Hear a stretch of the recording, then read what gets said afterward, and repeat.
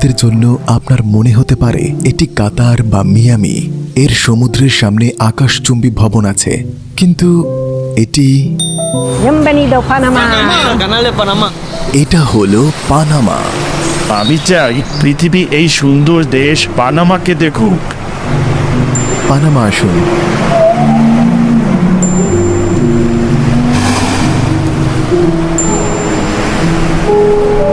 অনেকেই হয়তো জানেন না, কিন্তু পৃথিবীতে এমন কেউ নেই যে পানামা খালের কথা শুনেনি, তাই না?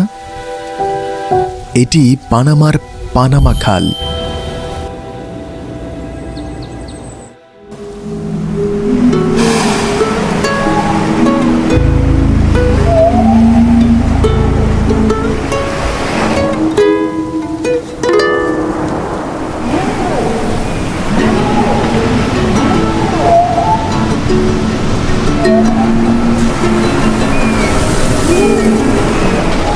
এটি পানামা।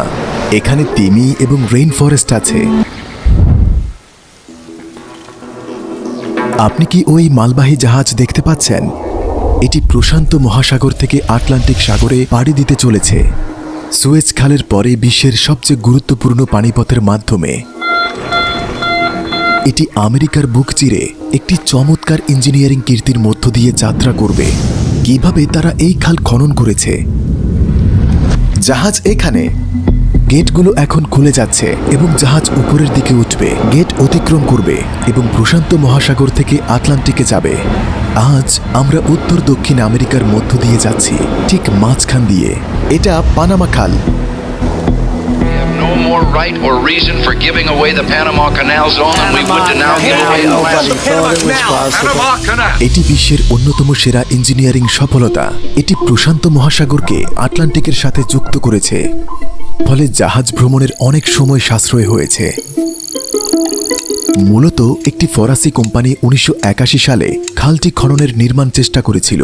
এই একই কোম্পানিটি সুয়েজ খাল নির্মাণ করেছিল এবং তারা এখানে একই পদ্ধতি ব্যবহার করার চেষ্টা করেছে। তাদের পরিকল্পনা ছিল পুরো 82 কিলোমিটার খনন করা, কিন্তু তারা ব্যর্থ হয়েছিল একটি ছোট তবে শক্তিশালী প্রতিপক্ষের কারণে। Mosha. এই অঞ্চলে সুয়েজ খালের সমতল ভূমির বিপরীতে রুক্ষ ভূখণ্ড আছে। একটা বন। এটি রেইন ফরেস্টে ঢাকা, ভারী বৃষ্টিপাতের প্রবণতা আছে। 8 বছরে প্রায় 22,000 শ্রমিক মারা গেছে, যার কারণ ছিল ম্যালেরিয়া এবং হলুদ জ্বরের মতো রোগ। পানামার বন। এরপরে সংস্থাটি বন্ধ হয়ে দেউলিয়া হয়ে গেল এবং একটি আর্থিক ও প্রশাসনিক দুর্নীতির কেলেঙ্কারির সাথে জড়িয়ে গেল, যাকে বলা হয় পানামা কেলেঙ্কারি। ফরাসিরা আমেরিকানদের কাছ থেকে তাদের সত্ত্ব এবং সরঞ্জাম বিক্রি করেছিল, যারা মূলত নিকাগুয়ায় একটি খাল নির্মাণের পরিকল্পনা করেছিল। পানামা বৃহত্তর কলম্বিয়ার অংশ ছিল। যুক্তরাষ্ট্র কলম্বিয়ার সাথে খাল নির্মাণের চুক্তি করেছে, কিন্তু কলম্বিয়া চুক্তি থেকে পিছিয়ে গেল। জবাবে পানামার বিপ্লবীদের কলম্বিয়া থেকে বিচ্ছিন্ন হতে যুক্তরাষ্ট্র সমর্থন করে।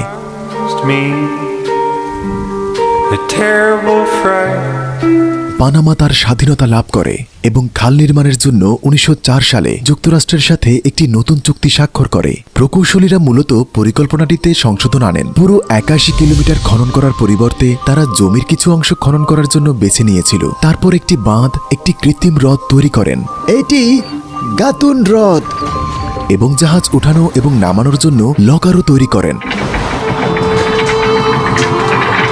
খালটি আনুষ্ঠানিকভাবে 1914 সালে খোলা হয়েছিল এবং পুরো বিশ্ব সেই সময় এই অনুষ্ঠানটি উদযাপন করেছিল। এর আগে জাহাজগুলিকে দক্ষিণে ভ্রমণ করতে হলে আর্জেন্টিনার চারপাশে ঘুরতে হতো। একটি যাত্রা প্রায় 2 মাস সময় নেয়। যেমন একটি জাহাজ লস অ্যাঞ্জেলেস থেকে নিউ ইয়র্কের উদ্দেশ্যে যাত্রা করলে গন্তব্যে পৌঁছাতে অনেক মাস লেগেছে। মার্কিন যুক্তরাষ্ট্র দ্রুত জাহাজ পাঠাতে চেয়েছিল, তাই তাদের কিছু করতে হতো। জাহাজটি এখন পার হতে সময় লাগে মাত্র 8 থেকে 10 ঘন্টা। মার্কিন যুক্তরাষ্ট্র বিশ্ব সুপার পাওয়ার হওয়ার অন্যতম কারণ হলো এই উদ্ভাবন। আজ আমরা পানামা খাল কিভাবে কাজ করে তা জানব এবং এই চমৎকার প্রকৌশলের বিষয় উন্মোচন করব।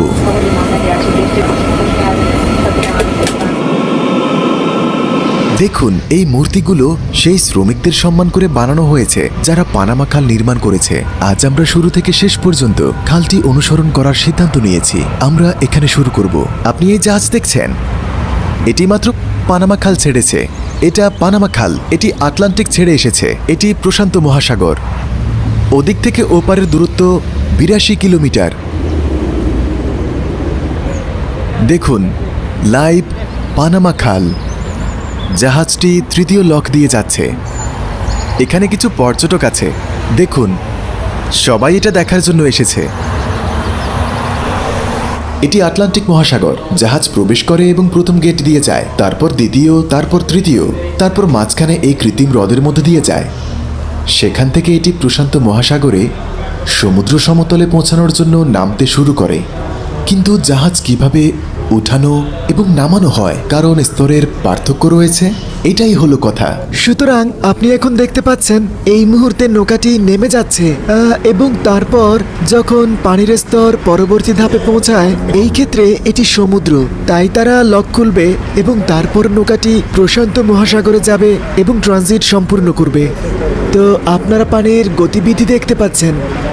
এর কারণ হলো চেম্বারের পেছনে আমাদের পাইপ আছে, যেটি আমরা এক চেম্বার হতে অন্য চেম্বারে পানি স্থানান্তর করতে ব্যবহার করি। যেটা আপনি দেখছেন, জাহাজগুলিকে হ্রদের স্তরে বা বিপরীতে তুলতে এবং নামাতে খালের পাশে এইসব পুকুরে ভূগর্ভ থেকে পানি সরবরাহ করা হয়। এখানকার পানির দিকে তাকান, দেখেছেন এখন তারা পানি স্থানান্তর করছে, কারণ পরবর্তী নৌকা যা আসবে তার জন্য চেম্বারটি পূরণ করতে হবে এবং এই সমস্ত পানি স্থানান্তরিত হয়েছে মূর্ধাকর্ষণ দ্বারা। এই কারণেই পানামা খাল এত চমৎকার।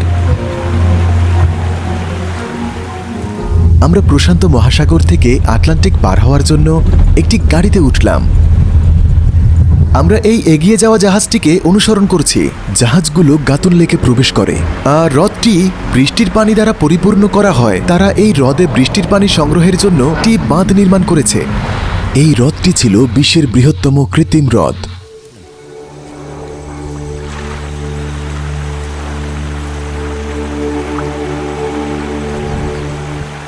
আমরা এখন পানামা খালের মাঝখানে। আপনি যেমনটা দেখতে পাচ্ছেন, আমাদের প্রচুর গাছ রয়েছে, একটি বড় বন। আমরা একে রেইন ফরেস্ট বলি, কারণ এই বন বৃষ্টি তৈরি করতে সাহায্য করে এবং আমরা বৃষ্টির পানি সংগ্রহ করি। আমরা এই পানি হ্রদে সংগ্রহ করি যাতে খালটি পরিচালনার জন্য পর্যাপ্ত পানি থাকে। বর্ষায় আমরা পানি জমা করি এবং তারপর গ্রীষ্মকালে সবচেয়ে বড়টি পূরণ করতে আমরা হ্রদ থেকে পানি স্থানান্তর করি, সেটি হলো গাতুন। তো আমরা এখন গাতুন লেকে প্রবেশ করতে যাচ্ছি। সবচেয়ে বড়, হ্যাঁ। এটি পানামা খালের মাঝখানে। হ্যাঁ, পানামা খালের মাঝখানে। চলুন যাই। এই ট্রেন পানামা খালেরও আগের। হ্যাঁ, তো আমাদের পেছনে যে ট্রেন আছে, পানামায় সম্ভবত এটি প্রথম বড় প্রকল্প। এটি 1850 সালে নির্মিত হয়েছিল। এটি মানুষকে প্রশান্ত মহাসাগর থেকে আটলান্টিকের দিকে দ্রুত যেতে সাহায্য করার জন্য তৈরি করা হয়েছিল। এই ব্যক্তিদের বেশিরভাগই স্বর্ণের খোঁজে ক্যালিফোর্নিয়ায় ভ্রমণ করেছিল।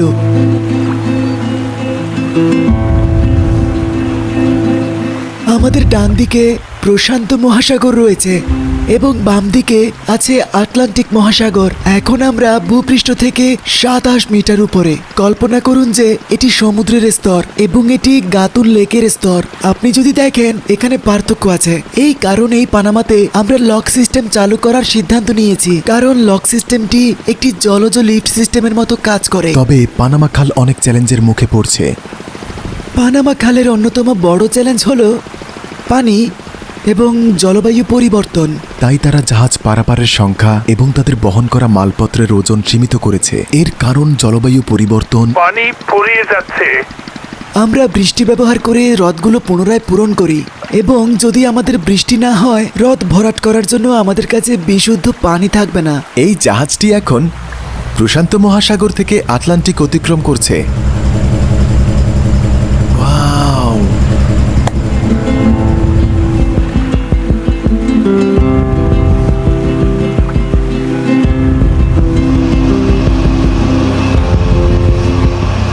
আপনি কি বৃষ্টি ভালোবাসেন? হ্যাঁ, আমরা বৃষ্টি ভালোবাসি। পানামায় বৃষ্টি মানেই হলো টাকা, তাই আমরা এটা ভালোবাসি। আমরা বৃষ্টি ভালোবাসি, বৃষ্টি ভালোবাসি, বৃষ্টি হলো টাকা। এটা হলো লেকের শেষ। সূর্য ডুবে গেছে, কিন্তু খালের শেষ প্রান্ত পর্যন্ত যেতে হবে। এই জাহাজটি আমরা অনুসরণ করছি। এই ছোট টাগবোটগুলো চ্যানেল এবং লক অতিক্রম করতে বড় জাহাজকে সহায়তা করে। লেক পার হওয়ার পর জাহাজটি আটলান্টিক মহাসাগরে পৌঁছানোর জন্য নামতে শুরু করে। Good bye.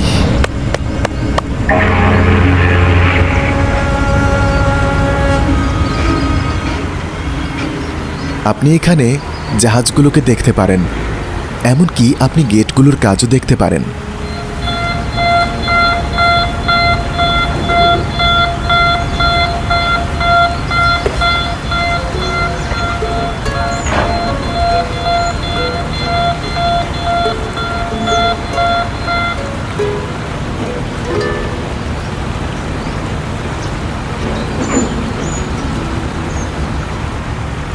একটি সিঙ্গেল জাহাজ পাস করতে এটি উঠাতে এবং নামাতে হ্রদ থেকে 50 মিলিয়ন গ্যালন স্বাদু পানি ব্যবহার করা হয়।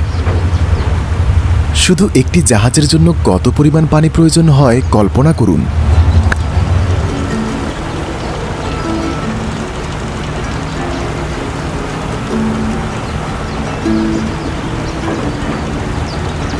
প্রকৌশলের এই বিষয় সম্পর্কে আপনার কি মত? এটা বেশ জিনিয়াস আইডিয়া, তাই না? এখানেই সে বিদায় নিচ্ছে।